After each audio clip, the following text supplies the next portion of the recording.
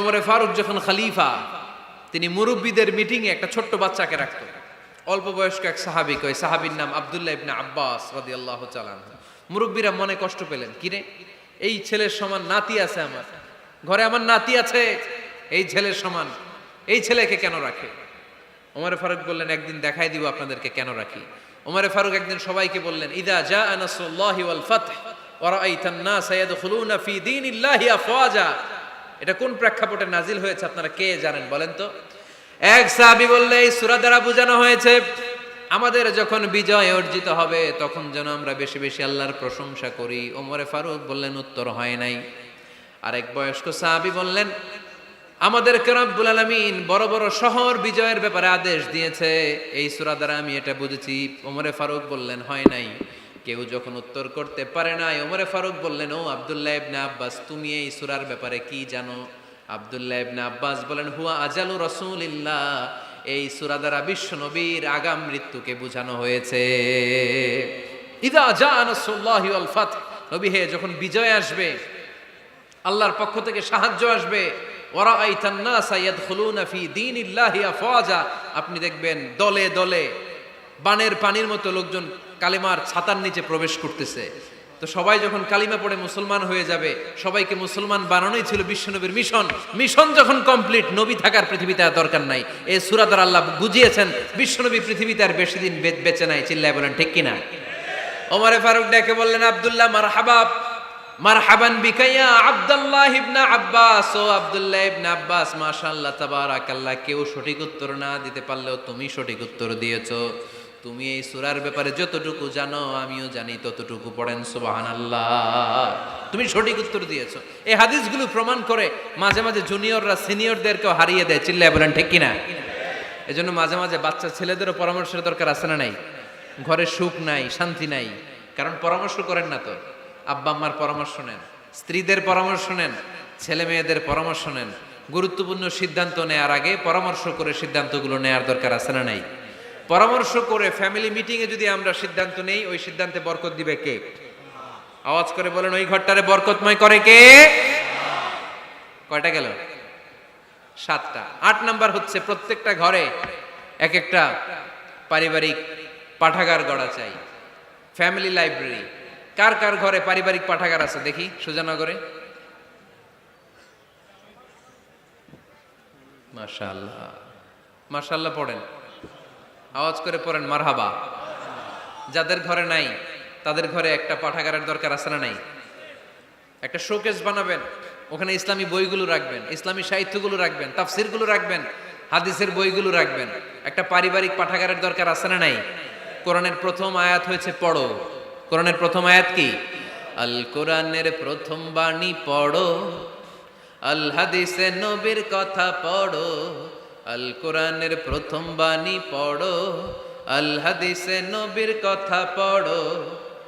পড়ে পড়ে শেখো, শিখে শিখে তুমি তোমার নিজের জীবন গড়ো। পড়েন আমিন। কোরআনের প্রথম কথা কি? ইকরা, পড়ো। কোরআনের প্রথম কথা কি? ইকরা বিসমি রাব্বিকাল্লাযী খালাক, খালাকাল ইনসানা মিন আলাক। ইকরা ওয়া রাব্বুকাল আকরাম আল্লাযী আল্লামা বিল কলম, আল্লামাল ইনসানা মা লাম ইয়ালাম। পড়েন সুবহানাল্লাহ। পড়ো তোমার প্রভুর নামে যিনি তোমায় শিখিয়েছেন। Read in the name of your Lord who has created. পড়ো। পড়ার কোনো বিকল্প নাই, আপনার পড়তেই হবে। বেঁচে আছেন পড়েন, সুস্থ তো পড়েন, অসুস্থ পড়েন, মরে যাচ্ছেন তখনও পড়েন, পড়তে পড়তে মরেন। ও মিয়া, মরার সময় পড়ার দরকার আছে না নাই? মরার সময় পড়বেন লা ইলাহা ইল্লাল্লাহ মুহাম্মাদুর, এটা না পড়লে হবে? তার মানে মরার সময়ও পড়তে হবে। চিল্লায় বলেন ঠিক কিনা? তাহলে সুখী, সমৃদ্ধ, আলোকিত একটা পরিবার গড়ার 8 নম্বর পয়েন্ট হচ্ছে একটা ফ্যামিলি লাইব্রেরি। প্রত্যেকটা ঘরে শান্ত যেন নেই, যে আমাদের প্রত্যেকের ঘরে আমরা যেন ছোট্ট করে একটা পাঠাগার বানাই। ওখানে যেন বিভিন্ন ধরনের বই, বিভিন্ন ধরনের বইয়ের কালেকশন রাখি। বই কিনুন, বই পড়ুন, প্রিয়জনকে বই উপহার দিন। বই কিনে কেউ কোনোদিন দেউলিয়া হয় নাই, ঠিক কিনা? পড়তে রাজি আছেন তো? এই যে কোরআনের বঙ্গানুবাদ পাওয়া যায় না এখন, কথা বলেন। স্মার্টফোন আছে কার কার দেখি? হ্যাঁ, কারা কারা স্মার্ট দেখি? হাজার হাজার স্মার্ট, মাশাআল্লাহ। এই স্মার্টফোনের ভেতরে আল কোরআন নামে বাংলায় কোরআনের একটা অ্যাপস পাওয়া যায়, কথা বলেন। পাওয়া যায় কি যায় না? আজকে থেকে এই অ্যাপসটা ডাউনলোড করে প্রতিদিন 1 আয়াত 2 আয়াত 3 আয়াত করে পড়া শুরু করে দেন। বাঁচতে হলে পড়তে হবে, বাঁচতে হলে জানতে হবে, ঠিক কিনা? এই স্লোগান আমাদেরকে শিখায়। এই স্লোগান তো আল্লাহ, এই স্লোগান দিয়েই তো আল্লাহ কোরআন শুরু করছে, ইকরা বিসমি রাব্বিকাল্লাযী খালাক। বাঁচতে হলে জানতে হবে, বাঁচতে হলে পড়তে হবে, পড়ার কোনো বিকল্প নাই। আওয়াজ করে বলেন ঠিক কিনা?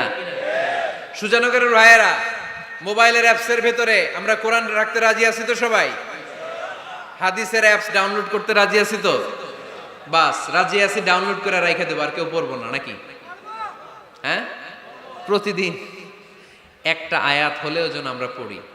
আল্লাহ যা বলা দরকার সব বলে দিয়ে গেছে, নতুন করে আর কিছু বলবে না। আমরা যেন পড়াশোনা করি, আমরা যেন একটা পাঠাগার বানাই। আবারও কখনো আসার সুযোগ হলে আমি জিজ্ঞেস করবো, যদি আমার মনে থাকে যে আপনাদের পাঠাগার আছে কার কার ঘরে, সেদিন সবার হাত তুলতে হবে। এমনি পারা যাবে তো? আল্লাহ তুমি তৌফিক দাও। এজন্য একা একা সিদ্ধান্ত নেবেন না, নারীদের কাছ থেকেও পরামর্শ নেবেন। আল্লাহর হাবিব সাল্লাল্লাহু আলাইহি ওয়াসাল্লাম নারীদের পরামর্শের গুরুত্ব দিয়েছেন। মাঝে মাঝে জুনিয়রদের পরামর্শ নিতে হয়, ছোট্ট বাচ্চাদের পরামর্শ নিতে হয়।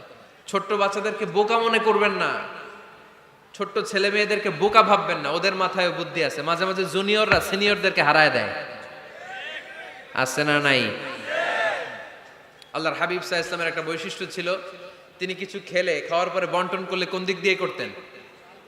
আওয়াজ করে বলেন না। ডান দিক থেকে। একবার তিনি দুধ খেলেন, দুধ খেয়ে বন্টন করবেন, কিন্তু ডান দিকে দাঁড়িয়ে ছিল একটা ছোট্ট ছেলে, আর বাঁ দিকে মুরব্বী সাহাবারা।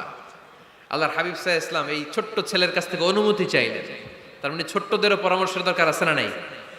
আল্লাহর হাবিব বললেন, আতাআযানু লি আন উ'তিয়া হাউলা। আমার স্বভাব হলো খাবার বন্টনের সময় ডান দিক থেকে করি, কিন্তু এখন ডান দিকে তুমি ছোট্ট মানুষ, বাম দিকে বয়স্ক সাহাবারা, তুমি যদি অনুমতি দাও তোমার আগে বয়স্ক সাহাবাদেরকে দিয়ে আমি খাবার বিতরণ করতে চাই। ছোট্ট ছেলেটা বলল, ইয়া রাসূলুল্লাহ লা উসিরু বিনাসিবি মিনকা হাদান, আপনার এই বরকতের জিনিস আমি অন্য কাউরে দিতে চাই না, আমার ভাগেরটা আমি আগে খাইতে চাই। যেহেতু হিসাবে আমি পাই, আমারে আগে দেন, আমি দিব না। সুবহানাল্লাহ পড়েন। সে যেহেতু রাজি হয় নাই, আল্লাহ রাসূল সাল্লাল্লাহু আলাইহি ওয়াসাল্লাম দিতেও পারে নাই।